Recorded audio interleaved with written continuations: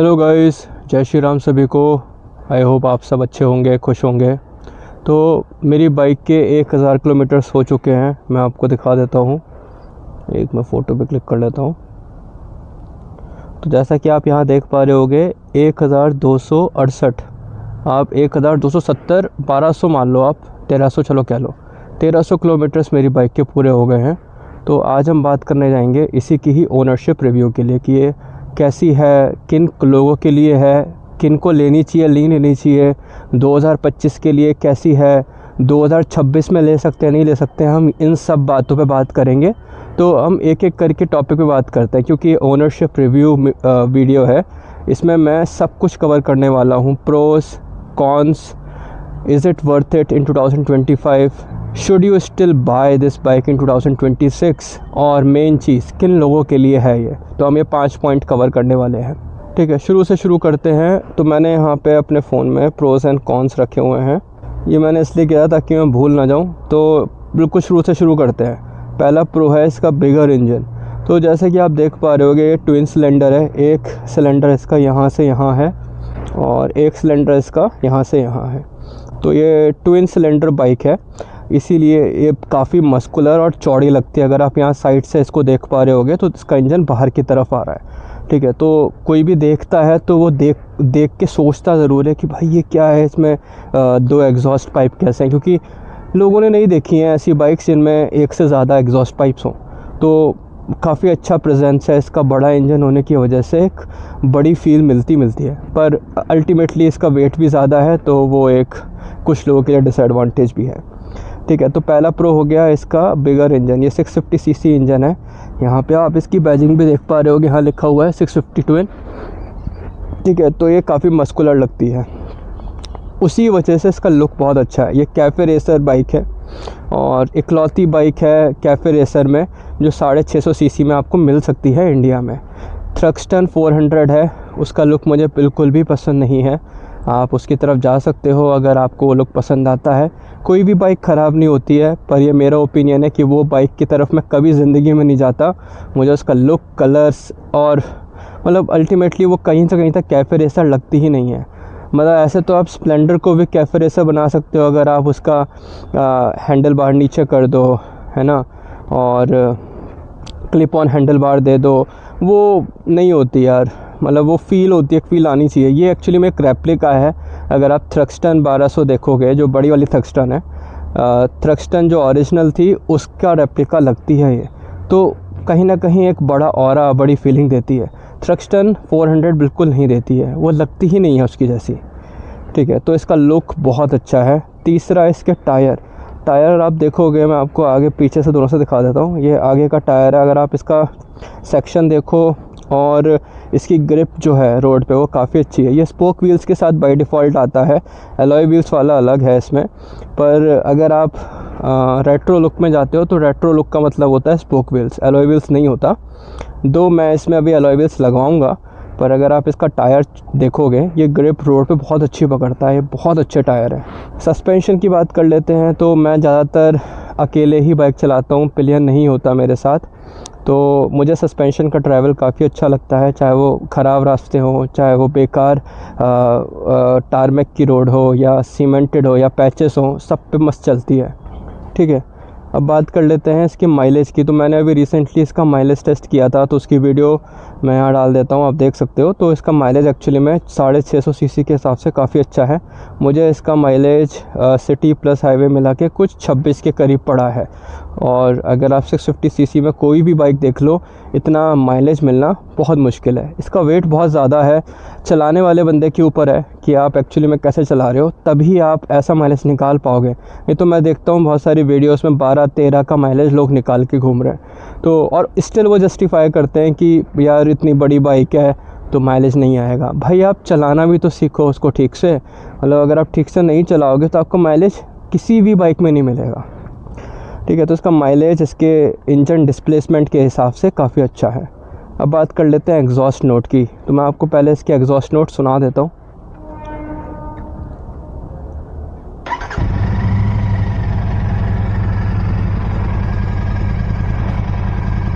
ये आइडल है,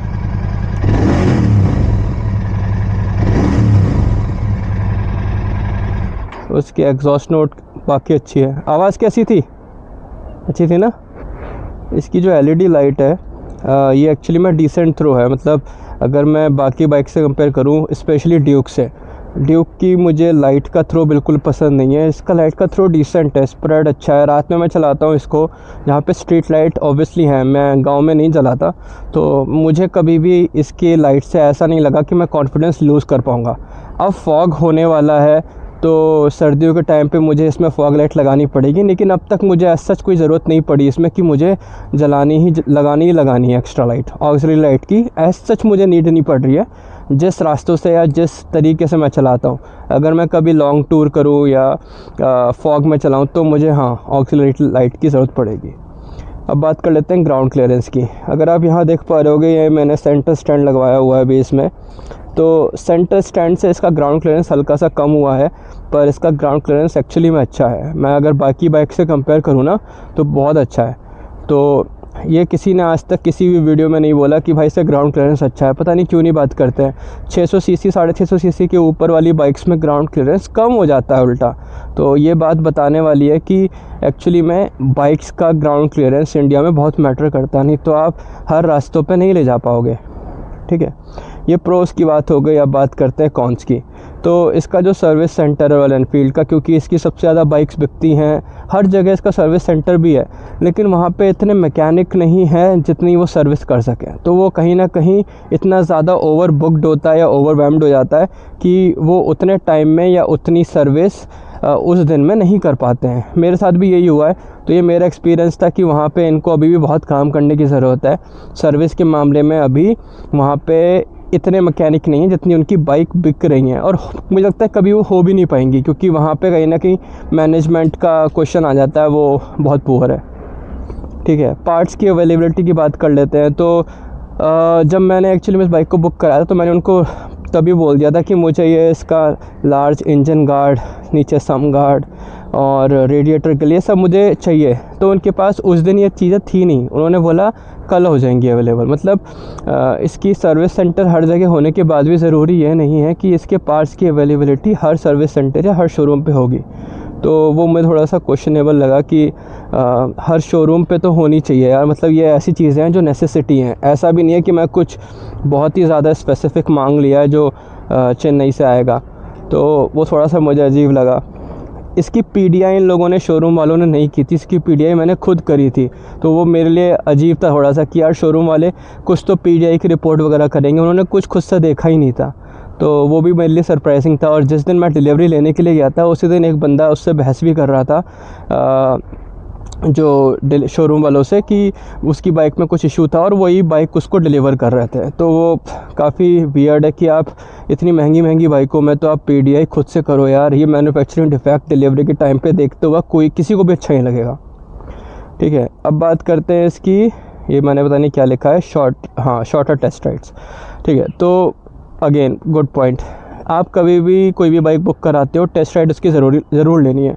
मैंने बोला था उसको कि मैं थोड़ा लंबा चलाऊंगा ताकि मैं कॉन्फिडेंस फील कर सकूं। मेरे लिए एक यूनिक कैफ़े रेसर बाइक है, तो मेरे लिए ये काफ़ी यूनिक एग्रेसिव स्टाइल हो सकता है। तो मुझे अल्टीमेटली ये चेक करना था कि मैं इसके साथ कॉन्फिडेंट फील कर पाऊँगा या मैं इसको ले सकता हूँ या नहीं ले सकता हूँ।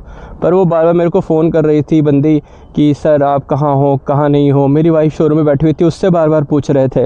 यार बंदे को चलाने तो दो। मैंने शायद 5 या 7 किलोमीटर चलाई होगी, उतने में वो पागल हो गए। तो आपको इन लोगों को देनी चाहिए यार लॉन्गर राइड्स की, 20-30 किलोमीटर की तो दें यार एटलीस्ट, जिसमें आप चला के समझ पाओ कहानी क्या है। केटीएम वालों की और बजाज वालों की या ट्रायम्फ वालों का हेड्स ऑफ यार, वो नहीं बोलते हैं आप आराम से चलाओ, कॉन्फिडेंस फील करो, उसके बाद ही आप परचेज़ करो। लेकिन रॉयल एनफील्ड वालों से पता नहीं क्या, मतलब हो सकता है कि उनकी भी एक्सपेक्टेशन ये रहती हो कि कोई हमसे टेस्ट राइड क्यों ही मांगेगा। और मैंने देखा है यार वहाँ पे शोरूम में आके लोग बुलेट बस मुंह पे होता है और बुलेट का बस वो पर्ची कटा लेते हैं, लेकिन टेस्ट राइड कोई नहीं लेता। एक बार देखो सी होंडा CB350 भी है, बुलेट से कंपेयर करो, पहले समझो कि वो क्यों अच्छी है तब जाके लो। लेकिन लोग नहीं करते हैं, पता नहीं क्या हो गया है। ठीक है, एक कौन है इसका वाइब्रेशंस अबव 4000 RPM। तो जब मैं 100 की स्पीड पे होता हूँ, क्रूज़ कर रहा होता हूँ और अंडर 4000 होता हूँ, मुझे कोई इशू नहीं है। लेकिन जैसे ही मैं 100 से ऊपर जाने की कोशिश करता हूँ, RPM बढ़ने शुरू हो जाते हैं, वहाँ पे भर भर के वाइब्रेशन है। तो वाइब्रेशन कहाँ फ़ील होते हैं? हैंडल बार पे होते हैं बहुत कम, लेकिन सबसे ज़्यादा यहाँ पे फ़ील होते हैं। ये इंजन से यहाँ से आना और यहाँ से आना शुरू हो जाता है वाइब्रेशन, वो काफ़ी दिक्कत देते हैं। मुझे लगता है कि वो धीरे धीरे मैं आदत भी डाल सकता हूँ और हो सकता है कि जब मैं सीट चेंज करूँ या एक वो जेल वाली सीट आती है वो लगा लूँ, है ना, तो वो वाइब्रेशन मुझे ना फ़ील हो। लेकिन अल्टीमेटली वो एक कौन है जो मैंने टेस्ट राइड में नोटिस नहीं किया था, क्योंकि मैं 100 से ऊपर गया ही नहीं था। कैसे जा सकते हैं? ठीक है, साइड मिरर्स, यार इसका पता नहीं क्या है भाई, मेरे को समझ में नहीं आता। ये कभी भी ना मुझे वो कॉन्फिडेंस नहीं देते कि मैं इसको अगर देख रहा हूँ ना तो सारा व्यू आएगा। मैं हर बार इसको बस एडजस्ट ही करता रह जाता हूँ, उसी में मेरी सारी कहानी निकल जाती है। तो मुझे थोड़ी सी इससे अच्छी खासी बनती नहीं है। मैं यहाँ पे बार एंड मिरर लगवाऊँगा, व्यू मेरा उससे भी नहीं आएगा, लेकिन ये जगह खाली हो जाने की वजह से मैं आराम से मोबाइल होल्डर को यहाँ लगा लूँगा और अपना इंस्टा 360 का होल्डर यहाँ पर लगा लूँगा, तो मेरे पास स्पेस हो जाएगा। ठीक है, एक कौन ये भी है कि क्लिप ऑन हैंडल बार है, तो बहुत छोटा है, यहाँ पे आप ज़्यादातर चीज़ें नहीं लगा सकते, जगह ही नहीं है लगाने की। ये भी मैंने बड़ी मुश्किल से लगाया था। ठीक है, अब बात कर लेते हैं क्लीनिंग की। तो ये मिस्टर क्लीन वेरिएंट है, सबसे टॉप मॉडल जो इस बाइक का आता है। इसमें साफ़ सफाई करना बड़ा मुश्किल काम है भाई, बहुत मुश्किल है। हल्के हल्के धब्बे आ जाते हैं इस पर, एग्जॉस्ट पे, टैंक पे और मड गार्ड पे, तो बहुत सारी जगह है आपको जो रेगुलरली साफ़ करनी ही करनी पड़ेगी, आपके पास ऑप्शन नहीं है। ये बहुत जल्दी गंदी होती है।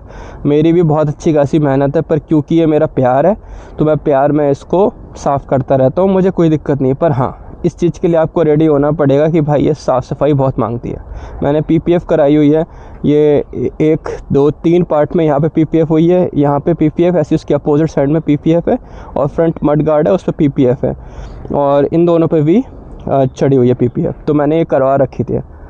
ठीक है, अब कुछ पॉइंट्स हैं जो मुझे लगता है बात करने लायक हैं। इसमें हैंडल बावल क्या फ़ील होता है, मुझे नहीं होता, आज तक तो नहीं हुआ।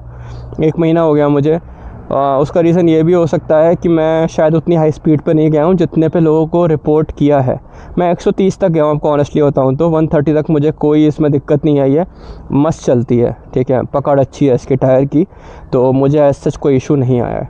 ठीक है, इंजन हीटिंग की बात कर लेते हैं। मैं देखो ये पहन के चलता हूँ, अगर आपको यहाँ पे दिख पा रहा होगा तो ये हो गया मेरे नी गार्ड और मैंने राइडिंग शूज़ पहन रखे हैं, तो मुझे एज सच इंजन हीट का इशू आज तक नहीं आया। मैं शॉर्ट्स में चलूँगा, हो सकता है मुझे आ जाए, पर मुझे ऐसे तो बिल्कुल नहीं आता। तो ये टॉलरेबल होना चाहिए अगर आप प्रॉपर गियर के साथ चल रहे हो। ठीक है, राइडिंग पोस्चर की बात कर लेते हैं। एग्रेसिव राइडिंग पोस्चर है इसका, नो डाउट, लेकिन अगर आप टेस्ट राइड लोगे नहीं तो आपको बाद में बड़ी दिक्कत देगा। लेकिन अगर आपने टेस्ट राइड लेने के बाद डिसाइड किया इस बाइक को लेने का, तो आपको कभी दिक्कत नहीं देगा। मुझे तो बिल्कुल दिक्कत नहीं देगा, मेरे लिए ये बेस्ट है। तो मुझे तो इसका राइडिंग पोस्चर आज तक दिक्कत नहीं दिया, ना शोल्डर पे, ना बैक पे, ना पाम पे, कहीं पे दिक्कत नहीं है। सीट हाइट की बात कर लेते हैं। तो इसकी सीट हाइट जो है ना काफ़ी लो है, तो ये काफ़ी बड़ी ऑडियंस के लिए टारगेटेड है। मतलब आप 5-6 हो, 5-7 हो या 5-11 तक हो, तो आपके लिए बाइक बहुत अच्छी है। हो सकता है 6 फुट से ऊपर ही आपको दिक्कत दे। मैं अपना बता दूं तो मैं 5'10" हूँ और मुझे ऐसा कोई इशू नहीं होता, मैं आराम से इस पर फ्लैट फुट कर पाता हूँ। लेकिन हाँ, मुझे कभी कभार फील होता है कि मेरे लिए बाइक छोटी है, क्योंकि ये छोटे लोगों के लिए अच्छी बाइक ज़्यादा है, बड़े लोगों के लिए ये बाइक छोटी फील होती है। मतलब अगर आप इस पर बैठोगे, मैं बैठूंगा इस पर, तो मैं उतना ह्यूज नहीं लगता हूँ और ये बाइक भी एक खिलौने की तरह लगती है। तो वो एक मेरा पर्सपेक्टिव है, आपका डिफरेंट हो सकता है, पर मैं अपना बता रहा हूँ। लेकिन क्योंकि चलाने के लिए बहुत बढ़िया चीज़ है और मेरी बीवी तारीफ़ करती है इसकी, तो मुझे कोई इशू नहीं है। इसकी सीट जो है ये बहुत अच्छी है यार, मतलब इसकी तारीफ़ करनी चाहिए। पिलियन के लिए हो चाहे आपके लिए हो, फ्लैट होने के चक्कर में आप बहुत इजीली पकड़ बनाते हो। मैंने नोटिस किया है कि जितनी भी आपकी नेकेड बाइक्स हैं उसमें पिलियन के लिए कंफर्टेबल होना बहुत मुश्किल होता है, लेकिन यहाँ पे बहुत इजीली वो बैठ पाती मेरी वाइफ। और मैंने यहाँ पे ये भी लगा रखा है फुट रेस्ट एक्सटेंडर, तो उससे वो आराम से प्यार से बैठ जाती है। ये ग्रैब करने के लिए ये है, नहीं तो मैं हूँ ही आगे ग्रैब करने के लिए। तो अल्टीमेटली एज सच कोई इशू नहीं है। ठीक है, तो ये था मेरा ओनरशिप रिव्यू 1000 किलोमीटर का। बाकी बातें मैं बाइक चलाते हुए करता हूँ। जय श्री राम सभी को। तो कल मैंने आपको बताया था बाइक के सारे ओनरशिप के बारे में, और मैंने ये बोला था कि कुछ बातें हम बाइक चलाते टाइम भी करेंगे कि किन लोगों के लिए ये बाइक है और किन को ये बाइक अवॉइड करनी चाहिए, क्या इसके फ्यूचर एक्सपेक्ट्स हैं 2026 में, और क्या अभी बचे कुछ महीनों में आपको ये बाइक लेनी चाहिए या नहीं। ठीक है, तो जल्दी से समराइज़ कर लेते हैं, क्योंकि उसके बाद मुझे इसे कुत्ते की तरह भगा के बैडमिंटन खेलने पहुंचना है और मैं ऑलरेडी लेट हूँ। ठीक है, तो समराइज़ कर लेते हैं, एक एक करके समराइज़ करते हैं। तो किन लोगों के लिए बाइक नहीं है, हम पहले इस पे बात करेंगे। तो बिल्कुल सिंपल रखते हैं, जिन लोगों को भी ये एक्सपेक्टेशन है कि ये बड़ी बाइक बिग मशीन वाली आपको फील देगी और आप निंजा 650 या Z650 या कोई भी 650 सीसी इंजन से आप कॉम्पीट कर पाओगे, तो I am really sorry guys, ये आपके लिए नहीं है।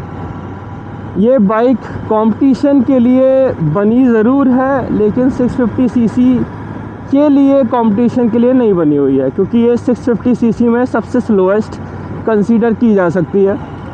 और ये उन लोगों के लिए भी नहीं है जिनको एक प्रॉपर रेसिंग स्टाइल वाली बाइक चाहिए। तो स्ट्रीट रेसिंग कह लो या रेसिंग कह लो आप, उनके लिए बाइक नहीं बनी हुई है। उनके लिए होंडा CB650R या फिर होंडा CB650, कावासाकी की Z650 हो गई या निंजा 650 हो गई, और क्रूजिंग के लिए वल्कन 650 हो गई। तो ये वाली बाइक्स एक्चुअली में 650 सीसी हैं, पैरेलल ट्विन है, लेकिन पावरफुल है। ठीक है, आपको इसमें पंचीनेस फील होगी, आपको एग्रेसिवनेस फील होगी। राइडिंग पोस्चर एक्चुअली में सिर्फ और सिर्फ उन्हीं लोगों के लिए टारगेटेड है जिनको एक रेसिंग स्टाइल, या आप स्ट्रीट नेकेड कह लो या प्रॉपर ट्रैक रेसिंग कह लो, उनके लिए बनी हुई है। ये उसमें से नहीं आती है। ठीक है, दूसरी चीज़, अगर आप इसमें फ़ीचर एक्सपेक्ट कर रहे हो ये सोच के कि भाई 4.5 लाख की बाइक है तो फ़ीचर्स तो दबा के होंगे, कुछ नहीं है इसमें भाई, कुछ भी नहीं है। आप अगर इसमें गियर शिफ्ट इंडिकेटर भी एक्सपेक्ट कर रहे हो तो वो भी नहीं है इसमें। इसमें आपको एक माइलेज का वो तक नहीं दिखेगा कि कितना माइलेज दे रही है। ट्रिप नेविगेशन मीटर नहीं है, TFT स्क्रीन नहीं है, ब्लूटूथ नहीं है, राइडिंग मोड्स नहीं है, इवन इसमें ट्रैक्शन कंट्रोल भी नहीं है। तो जो ज़्यादा फीचर्स एक्सपेक्ट कर रहा है, आई एम रियली सॉरी, ये आपके लिए भी नहीं है। Third, alloy wheels. अगर आप टॉप मॉडल मिस्टर क्लीन पे जाते हो या नीचे रॉकर रेड और ब्रिटिश ग्रीन पे जाते हो, आई थिंक एक वेरिएंट और है जिसमें स्पोक व्हील्स आते हैं, तो ये बाइक रेट्रो लुक में बनी थी, इसीलिए इसके कम ऑप्शंस हैं जो एलॉय में आते हैं। हो सकता है आपको वहाँ पे कलर पसंद ना आए, एक ग्रे में आता है, एक स्लिप स्ट्रीम ब्लू है, वो एक्चुअली में ब्लैक है पर उसमें कुछ लाइंस ब्लू हैं, इसलिए उसका नाम ऐसा है। तो अगर आपको वो कलर पसंद नहीं आते हैं तो आपको एलॉयज़ छोड़ने पड़ेंगे। एलॉयज़ आप बाद में आफ्टर मार्केट लगवा सकते हो, जो अगेन आपके लिए 16 से 17 हज़ार रुपये फालतू की कॉस्टिंग है, और वो आपको खर्चा करना पड़ेगा। ठीक है, अब लास्ट पॉइंट है जो मैं जितना भी इम्पोर्टेंस दे लूँ कम है। आप अगर इसकी टेस्ट राइड नहीं ले रहे हो और आप अगर सिर्फ वीडियोस देख के या किसी के रिकमेंडेशन पे बाइक ख़रीद रहे हो, तो भाई वो बिल्कुल मत करो। चला के देखो बाइक कैसी फील हो रही है। ज़्यादातर लोगों को ये राइडिंग पोस्चर कंफर्टेबल नहीं लगेगा, चाहे वो शॉर्ट राइड हो, लॉन्ग राइड हो, टूरिंग हो, किसी भी पर्पज़ के लिए आप ले रहे हो। आपको एक कंफर्टेबल फील तभी होगा जब आप एक टेस्ट राइड लोगे। कम से कम 10 किलोमीटर की तो आपको टेस्ट राइड लेनी पड़ेगी ये समझने के लिए कि क्या ये बाइक आपके लिए है या नहीं है। अगर आप उसको लिए बगैर बाइक परचेज़ कर रहे हो तो ये बाइक आपको बाद में दुखी करेगी और बाद में आप सिर्फ और सिर्फ परेशान ही रहोगे। तो प्लीज़ टेस्ट राइड लो, समझो बाइक को, कोई भी बाइक को समझो कि ये फीचर्स इसमें दे रखे हैं तो क्या सेंस है इसका। आप समझोगे नहीं तो बाद में भी आप बस हिट एंड ट्रायल पे रह जाओगे। ठीक है, ये बात हो गई हमारी कि किन के लिए ये बाइक नहीं है। अब बात कर लेते हैं किन को ये बाइक लेनी चाहिए। पहले यार थोड़ा रेड लाइट पे साइड में लगा लेता हूँ। मैं हेलमेट का स्ट्रैप बांधना भूल गया था निकलने की जल्दी में। जस्ट अभी बांधा है मैंने। अरे निकलते हैं। भाई वो कितनी जल्दी थी कि उससे सिर्फ 4 सेकंड इंतज़ार नहीं हुआ और आगे निकल भी नहीं पाएगा। ये पॉइंट प्रूफ कर देता हूँ।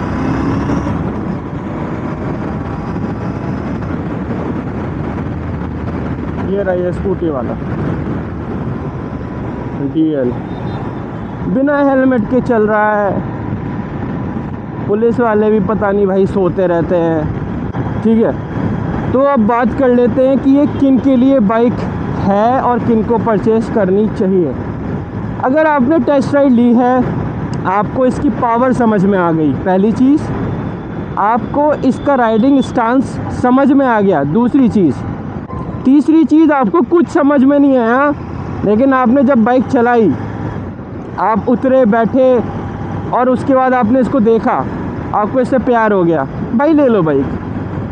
Bike is an emotion, it's not about all practicality, it's all about emotion.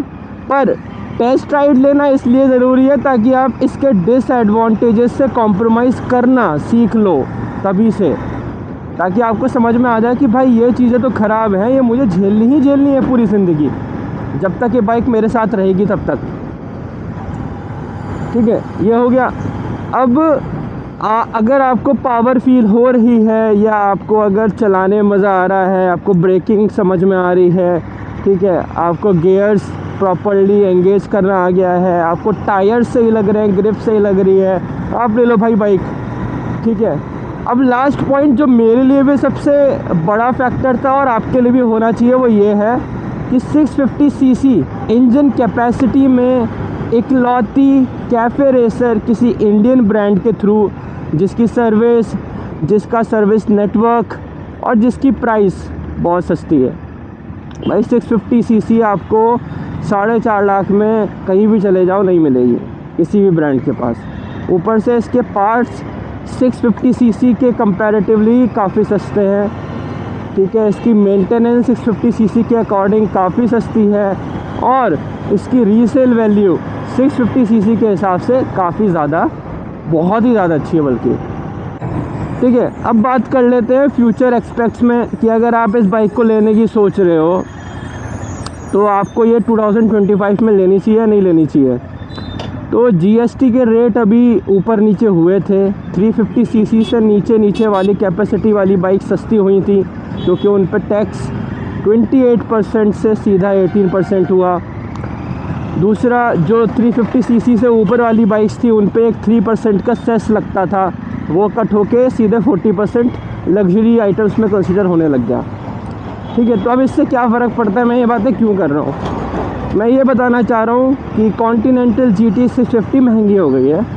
पहले अगर ये आपको 420 की ऑन रोड पड़ती थी तो अभी आपको 4.5 लाख की पड़ेगी ऑन रोड।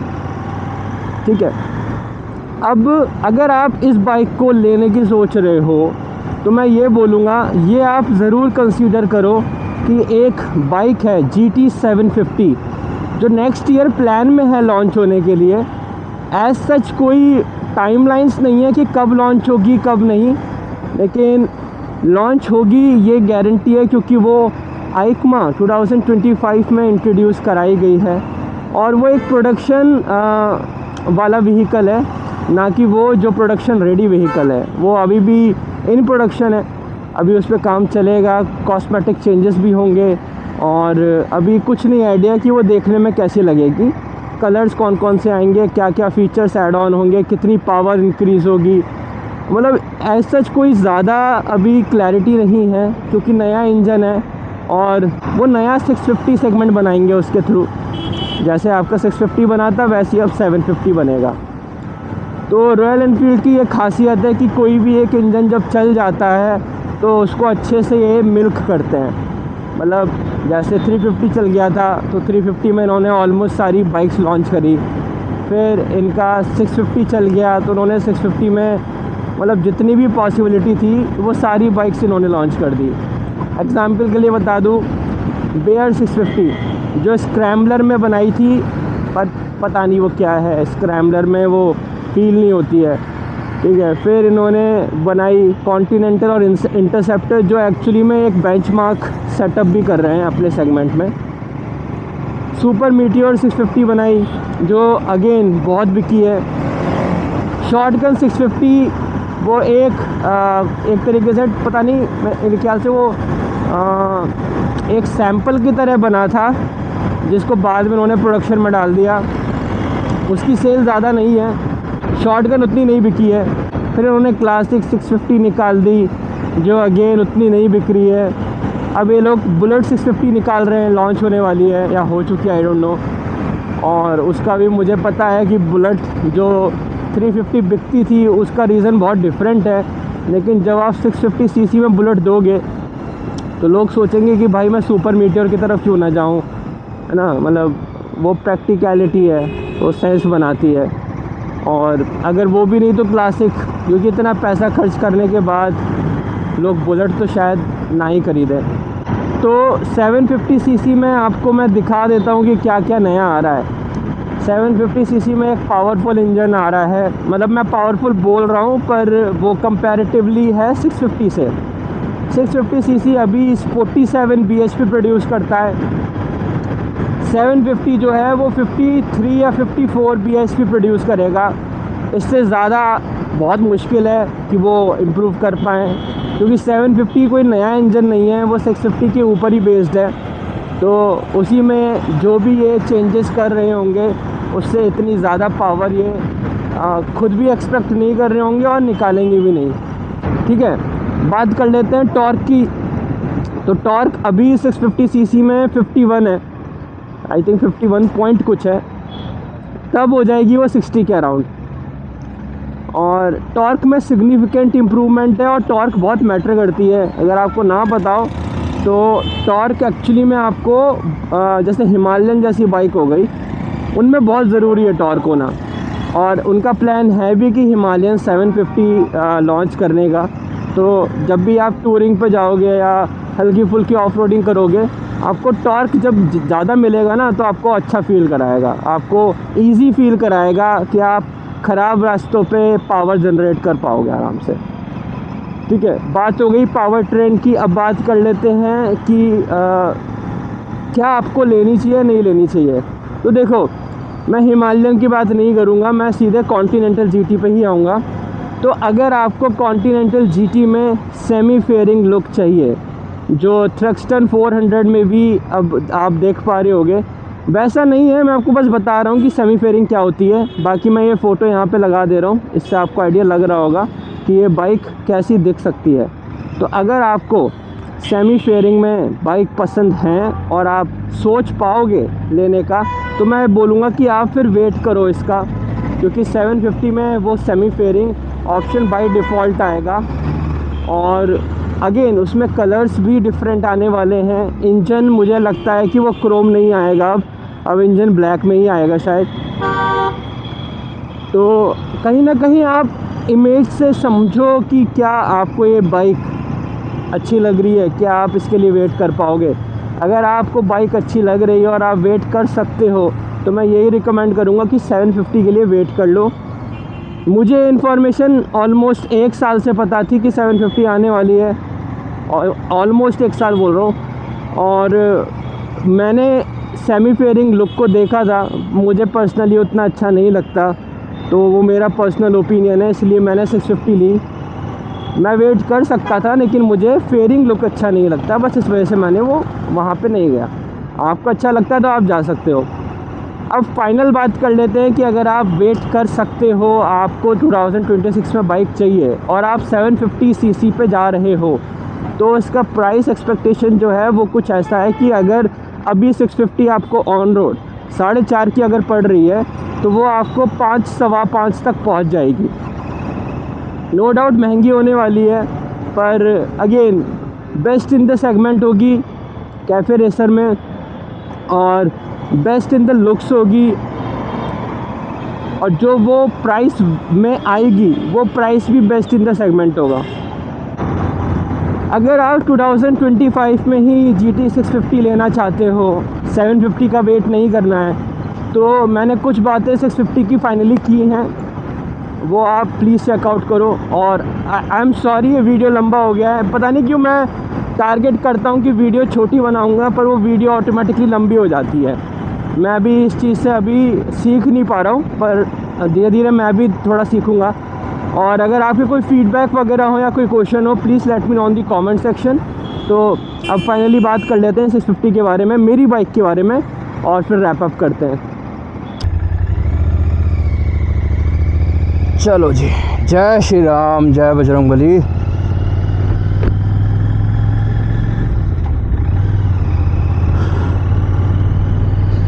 ओके, तो बाइक जब आप चला रहे होते हो, देखो यहाँ पे मैं आपको अब कुछ कमियाँ नहीं बता पाऊँगा। वाइब्रेशन के अलावा मुझे कुछ और इसमें दिक्कत नहीं लगी है, और वाइब्रेशन मुझे पता था होंगी ही होंगी, रॉयल एनफील्ड की सारी बाइक्स में होती हैं, ठीक है। उसका मुझे कहीं ना कहीं दिमाग में था, और मैं कहीं ना कहीं कॉम्प्रोमाइज़ कर चुका था बाइक लेने से पहले ही। और क्योंकि ये 4000 आरपीएम के ऊपर आती हैं, तो मैं बहुत रेयरली 4000 आरपीएम के ऊपर जाता हूँ। रेयरली का मतलब ये नहीं कि मैं नहीं जाता हूँ, तब मुझे दिक्कत होती है, और इसी वजह से मैं आदत डाल नहीं पा रहा हूँ, क्योंकि मैं रेयरली 4000 आरपीएम या 4000 से ऊपर जाता हूँ। तो अगर मैं जा रहा होता रेगुलरली या ज़्यादा फ्रीक्वेंटली तो मुझे आदत पड़ जाती, पर क्योंकि मैं कभी कभी जाता हूँ, मुझे जब भी जाता हूँ मैं वियर्ड लगता है कि यार इतने ज़्यादा वाइब्रेशन है। और वाइब्रेशन हाथ पे तो फील होते ही होते हैं, पिछवाड़े पे भी होते हैं, मतलब सीट पे भी आते हैं इसके वाइब्रेशन, ठीक है। तो मैं अभी 2000-3000 आरपीएम पे हूँ, ना मुझे कोई हीटिंग इशू है, ना मुझे कोई वाइब्रेशन की दिक्कत है, ना मेरे शोल्डर बैक कोई भी जगह पे कहीं पे भी कोई दिक्कत नहीं है। इसके अलावा अब मैं आपको बताता हूँ सारी इसकी खूबियाँ, क्योंकि 1000 किलोमीटर से भी ज़्यादा हो चुका है और मुझे बाइक में काफ़ी चीज़ें पता चल चुकी हैं। तो शुरू से शुरू कर लेते हैं बिल्कुल। तो अभी मैं बाइक चला रहा हूँ, मुझे नहीं पता आपको कैसी आवाज़ आ रही होगी, पर एग्जॉस्ट की ना साउंड बहुत ही ज़्यादा ब्यूटीफुल आती है। मतलब ब्यूटीफुल आई थिंक बहुत ही वियर्ड वर्ड होगा अभी यूज़ करने के लिए, पर बहुत ही ज़्यादा ना लाउड नहीं है, ना बहुत ही ज़्यादा लो है। मतलब ऐसी है कि मतलब आपको फील होगा कि हाँ कोई रिफाइंड इंजन है, ठीक है। आप इसको ज़्यादा रैप करोगे तो उस हिसाब से उतना ही लाउड हो जाएगी, और स्क्रीची भी हो जाती है कभी कभी, तो आपको तब गियर चेंज कर लेना चाहिए। तो इसकी साउंड से मैं बहुत ज़्यादा खुश हूँ। शायद मैं एग्जॉस्ट लगवाऊँ इसमें, लेकिन मैं विद डीवी किलर्स लगवाऊँगा, विदाउट नहीं, क्योंकि विदाउट डीवी किलर ये बहुत ज़्यादा लाउड हो जाएगी। कोई भी एग्जॉस्ट लगा लो विदाउट डीवी किलर के साथ, ये हमेशा लाउड आवाज़ निकालेगी। हाँ, बस ये है कि जब भी आप स्टॉक एग्जॉस्ट चेंज करोगे तो आपको माइलेज से कॉम्प्रोमाइज़ करना पड़ेगा, और कहीं ना कहीं इंजन पे भी फ़र्क आता है। आप ये सोच रहे हो कि एग्जॉस्ट लगवाने के बाद इंजन पे कोई दिक्कत नहीं आती है, तो भाई आती है, नो डाउट आती है। कम आएगी लेकिन आएगी। लॉन्ग रन में वो बहुत ज़्यादा दिक्कत नहीं देगा, लेकिन थोड़ी बहुत तो दिक्कत देगा ही देगा। जो स्टॉक एग्जॉस्ट के साथ बाइक चलती है उसमें दिक्कत कम आएगी, कम क्या हो सकता है आई ना।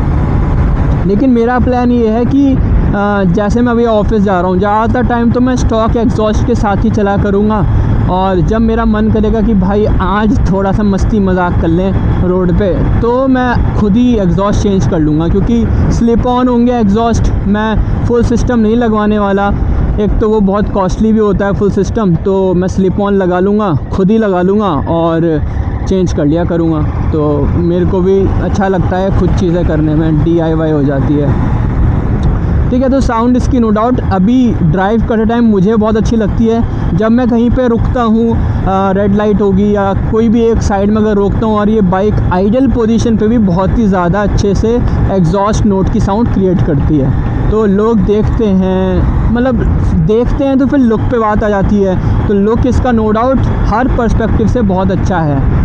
रेट्रो लुक में अगर आप कोई भी बाइक देखोगे तो ये नो डाउट बहुत अच्छी लगती है। मतलब पर्सनली बताऊं तो अभी स्पीड 400 का सिस्टर वेरिएंट आया है, थ्रक्स्टन 400, अभी नहीं टाइम हो गया इसको, लेकिन भाई वो पर्सनली मुझे बहुत बेकार लगता है। मतलब मैं सही बता रहा हूँ, उसके लुक बहुत ख़राब हैं। कोई भी कलर यार इतने गंदे कलर दिए हैं उसमें, मतलब लुक तो चलो ख़राब था ही, लेकिन कलर भी बहुत ख़राब दिए हैं। स्पीड 400 का रेड कलर ले लो, वाइट ले लो और ब्लैक ले लो, सब अच्छा लगता है।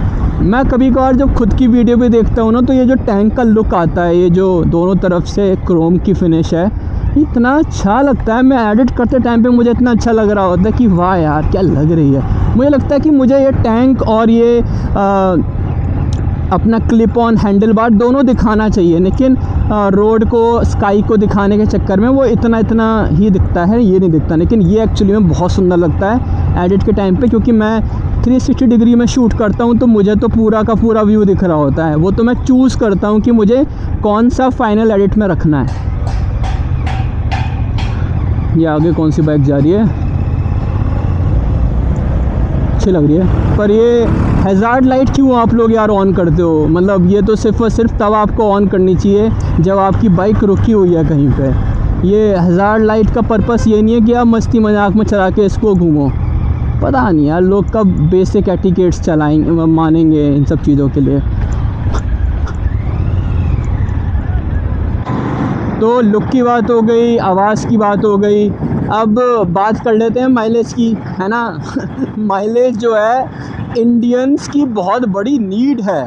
वो तो शुक्र है साइकिल माइलेज नहीं देती है, नहीं तो अब मतलब हम एज एन इंडियन साइकिल में भी माइलेज एक्सपेक्ट कर रहे होते। तो बात कर लेते हैं माइलेज की। तो मेरा जो एक्सपेक्टेशन था इस बाइक से, मैं उससे शुरू करूँगा ताकि आपको मैं आइडिया दे सकूँ कि मैं क्या एक्सपेक्ट कर रहा था। तो देखो भाई, मैं कार में चलता था अब तक, ये मेरी पहली बाइक है, ठीक है। मेरे पास आज के डेट में Hyundai Verna है, टर्बो पेट्रोल मैनुअल। तो 1500 सीसी का टर्बो पेट्रोल इंजन आप एक्सपेक्ट कर सकते हो क्या माइलेज देगा। तो मुझे सिटी में 15-16 का माइलेज मिलता है मैक्स, ठीक है। हाईवे पे मैंने 21-22 तक निकाला हुआ है इससे, ऑन एन एवरेज मैं 20 इससे निकाल लेता हूँ हाईवे पे, ठीक है। ये मेरी एक्सपेक्टेशन यहाँ से सेट होती है, क्योंकि मैं हमेशा से कार में चला हूँ और मैंने बाइक इसलिए भी ली थी कि मैं ट्रैफिक को कट कर सकूँ ईज़िली। तो यार इस पप्पी को साइड करवा लें, हो गया।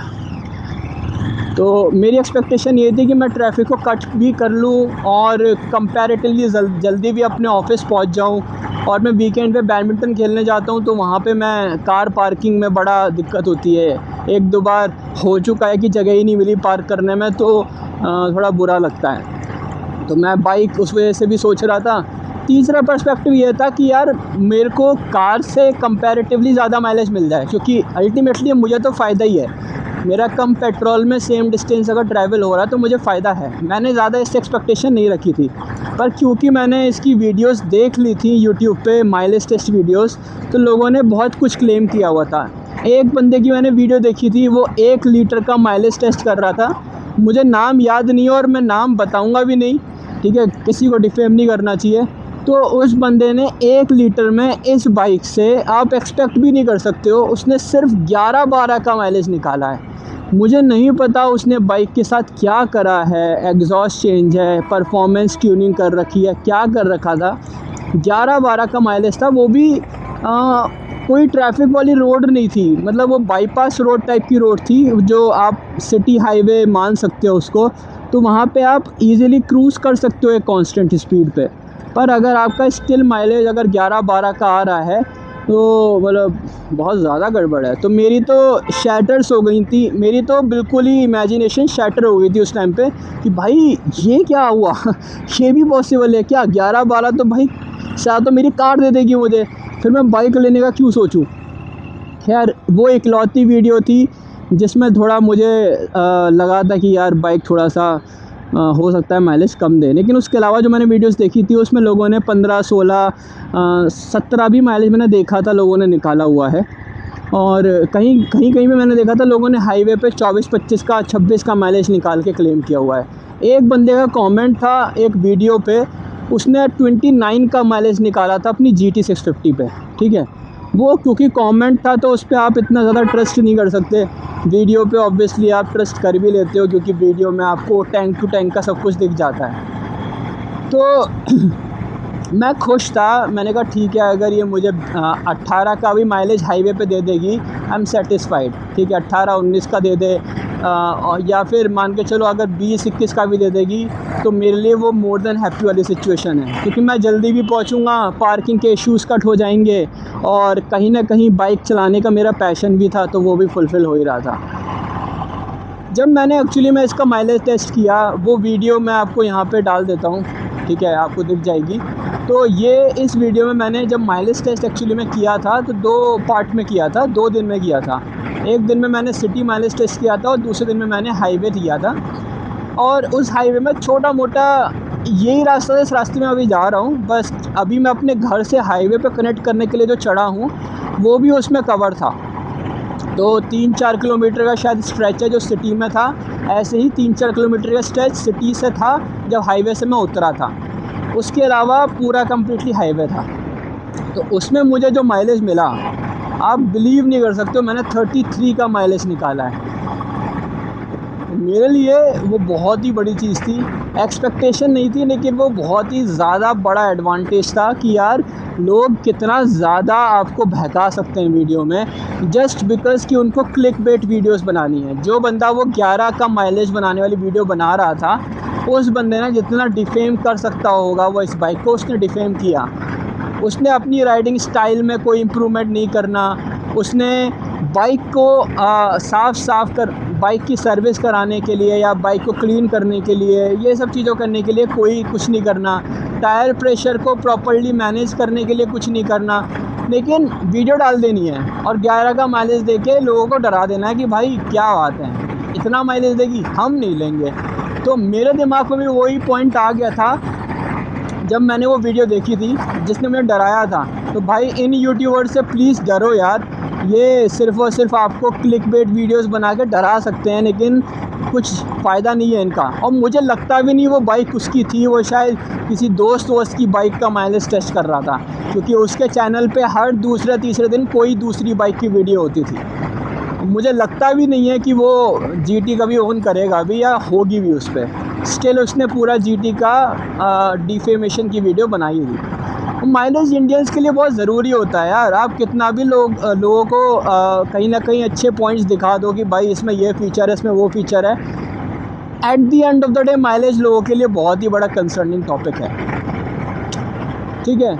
इसके अलावा हीटिंग इश्यूज़ की बात कर लेते हैं। तो इसमें हीटिंग है, कोई भी मैकेनिकल चीज़ हो, बाइक, इंजन, एरोप्लेन, ट्रैक्टर, कुछ भी ले लो, हीट उसमें जनरेट होगी भाई, हमेशा होगी। अब क्योंकि आप बाइक चलाते हो, पैर आपके पास होता है, तो आप 150 सीसी की बाइक को और 650 सीसी की बाइक को कंपेयर नहीं कर सकते हो। इसमें ट्विन सिलेंडर हैं, दोनों तरफ सिलेंडर हैं, दोनों तरफ से पावर जनरेट होती है, दोनों तरफ हीट आएगी। तो आपको क्या करना है, पहली बात, जैसे इंडिया से बाहर लोग बाइक चलाते हैं, थोड़ा उनसे सीखो, प्रॉपर गियर्स पहनना सीखो। प्रॉपर गियर पहनने का मतलब नहीं होता कि हम सिर्फ हाईवे पे जा रहे हैं तो हमने गियर पहन लिया, हम कोई राइड पे जा रहे हैं तो गियर पहन लिया। घर से निकल रहे हो भाई, गियर पहनो। अगर आप गियर पहनोगे तो आपको हीटिंग इशू नहीं फील होने वाले। अगर आप राइडिंग पैंट्स ले लो, प्रॉपर राइडिंग बूट्स ले लो, आपको कोई दिक्कत नहीं आएगी, हीटिंग की तो बिल्कुल नहीं आएगी। मुझे अभी हीट हल्की हल्की लग रही है, वो भी इस वजह से क्योंकि मैंने जीन्स पहनी हुई है। अगर राइडिंग पैंट होती जो कंपैरेटिवली थोड़ी सी मोटी होती है तो उसमें मुझे ये हीट भी फील नहीं होती। तो हीटिंग इशू इसमें है, लेकिन वो सिर्फ इसमें नहीं है, वो सब जगह ही होगा।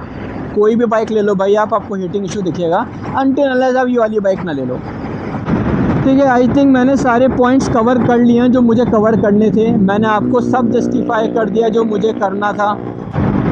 तो अपने वापस आते हैं कहानी पे। तो मैंने सारे पॉइंट्स कवर कर लिए थे जो भी मेरे पॉइंट थे। मेरे पास नेगेटिव कॉन्स बताने के लिए ज़्यादा थे नहीं, क्योंकि मुझे लगता था कि शोरूम वाले थोड़ा सा इज्जत देंगे बाइक ख़रीदने के बाद भी। वो मेरे लिए काफ़ी सरप्राइजिंग था कि सालों ने इज्जत देनी बंद कर दी, बिल्कुल ही वो भूल गए, पराया मान लिया उन्होंने। तो वो बड़ी दिक्कत वाली चीज़ है। दूसरा जो मेरा सबसे ख़राब एक्सपीरियंस रहा शोरूम के बाद सर्विस सेंटर का रहा। नीचे ही बेसमेंट में सर्विस सेंटर है, पर उसकी कहानी कोई और मैनेज कर रहा है, तो वहाँ सुनने वाले लोग हैं नहीं। तीसरी ख़राब चीज़ इसमें ये है कि वाइब्रेशन, जो मैंने अगेन आपको बता दिया कि 4000 RPM के ऊपर आता है। इसके अलावा मैंने आपको सारे अच्छे पॉइंट्स गिना दिए। इसका लुक्स, इसका राइडिंग स्टाइल, मेरे लिए वो बहुत ही एक बड़ा पॉजिटिव पॉइंट है इसका राइडिंग स्टाइल। ठीक है, इसकी जो हेडलाइट्स हैं वो बहुत अच्छी हैं, डे नाइट जो भी आप जैसे भी चला लो अच्छी है, लेकिन और बेटर हो सकती थी। इसके टायर्स बहुत अच्छे हैं, रोड पे बहुत अच्छे से ग्रिप बनाते हैं, ब्रेक्स बहुत ही ज़्यादा ठीक हैं, मतलब बाइट अच्छी आती है। रियर ब्रेक का ऑब्वियसली इशू रहेगा, वो मैंने अब तक जितनी भी बाइक्स चलाई हैं उन सब में मैंने ये दिक्कत देखी है कि रियर ब्रेक पता नहीं क्यों उतना अच्छी बाइट प्रोड्यूस नहीं करता। हो सकता है कि वो टेस्ट व्हीकल रहे होंगे इस वजह से, पर दिक्कत तो है। पर मुझे, क्योंकि मैं ज़्यादा हाई स्पीड पे नहीं चलता हूँ, ऊपर से मैं इंजन ब्रेकिंग यूज़ करता हूँ, तो मुझे उतनी ज़्यादा इशू आ नहीं रहा है अभी बाइक में ब्रेक की वजह से, तो मेरे लिए ये भी एक पॉजिटिव पॉइंट है। इसके अलावा सस्पेंशन इसका ट्यून्ड है, बहुत अच्छे से ट्यून्ड है, ऊपर से आप अपने हिसाब से इसको कस्टमाइज़ भी कर सकते हो। तो जब आप मतलब ऑफ रोडिंग के लिए तो ऑब्वियसली अच्छा नहीं है, लेकिन अगर आप जैसे सिटी के थोड़े बड़े रोड ऐसे आ जाती हैं जहाँ पे गड्ढे होते हैं, वो आप इजीली पास कर सकते हो, आपको कोई इशू नहीं आएगा। इसका ग्राउंड क्लियरेंस भी ज़्यादा अच्छा है यार, मतलब अगर आप देखोगे बाकी बाइक्स के कंपैरेटिवली तो इसका ग्राउंड क्लियरेंस बहुत अच्छा है। मुझे स्पीड ब्रेकर पे कुदाने में दिक्कत नहीं आती है। सेंटर स्टैंड लगवाने के बाद थोड़ा सा ग्राउंड क्लियरेंस कम हो गया है, तो अब मैं थोड़ा सा सोच समझ के नीचे जाता हूँ। हाँ यार, ये एक बहुत बड़ा कौन है कि इस बाइक में सेंटर स्टैंड नहीं आया, इस बाइक में सेंटर स्टैंड आना चाहिए था। खैर वो भी एक्सेसरी है तो आप लगवा सकते हो, बाकी मुझे कोई दिक्कत नहीं दिखी। बाकी जो भी था मैंने आपको बता ही दिया है। ये 1000 किलोमीटर की ओनरशिप रिव्यू वीडियो थी, ऐसी मैं अब सोचूंगा कि 5000 पे एक बनाऊं, अगर उससे पहले मौका लगा तो उससे पहले भी एक बना दूंगा। ठीक है, तो आज के लिए बस इतना ही। आई होप आपके जो भी क्वेश्चंस होंगे या आप सोच रहे हो अगर बाइक लेने के, तो आपको अच्छा लगा हो या आप मोटिवेट हुए हो बाइक लेने के लिए। अगर आपको कोई पॉइंट ख़राब लगे हों तो you can decide not two by this bike. बाकी मिलते हैं फिर किसी ना किसी और वीडियो पे, तब तक के लिए जय श्री राम।